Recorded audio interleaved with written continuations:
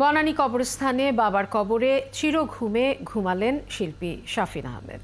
এর আগে গুলশান আজাদ মসজিদে অনুষ্ঠিত হয় এই ব্যান্ড তারকার নামাজে জানাজা।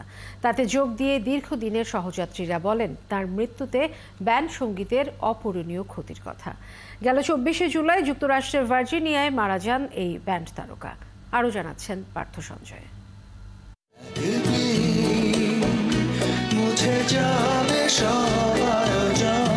ফুরালো সব আয়োজন, বৃষ্টি স্নাত বিদায়ের দিনে তবু ফুরালো কি ব্যান্ড সঙ্গীতের এই স্টাইলিশ আইকনের যত প্রয়োজন। এবং ওর যে কন্ট্রিবিউশন এবং ওর স্পেশালি যে ভয়েসের স্টাইলটা এবং ভয়েসের যে রেঞ্জটা, সেটা তো দ্বিতীয় আর কেউ নেই, অদ্বিতীয়।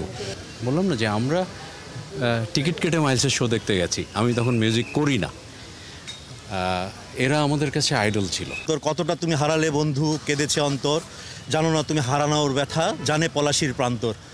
তো শাফিন ভাইয়ের এই কণ্ঠে এবং এই গানটি লিখেছিলাম হয়তো আজ থেকে ২০ বছর আগে, কিন্তু ঠিক এই মুহূর্তে ভীষণ রকমের প্রাসঙ্গিক। উনি চলচ্চিত্রে একটাই গান করেছিলেন সারা জীবনে, ওই চলচ্চিত্রের গানটা ছিল আমার। গুলশান আজাদ মসজিদে জানাজায় শত মানুষ, জানাজা শেষে মরদেহে শ্রদ্ধা। ৪৭ বছর একসঙ্গে আমরা কাজ করছি, একসঙ্গে বেড়ে ওঠা, একসঙ্গে আমাদের মিউজিক করা। তার ভয়েস সবসময় আমাকে আন্দোলিত করেছে। এত জটিল জটিল বেস লাইন বাজায়, আবার অন্য ধরনের একটা মেলোডি ভোকাল দিয়ে গাচ্ছে। এই ওভারঅল যে জিনিসটা ছিল আমাদের জন্য একটা ইন্সপিরেশন। পাশে মা ফিরোজা বেগমের কবর।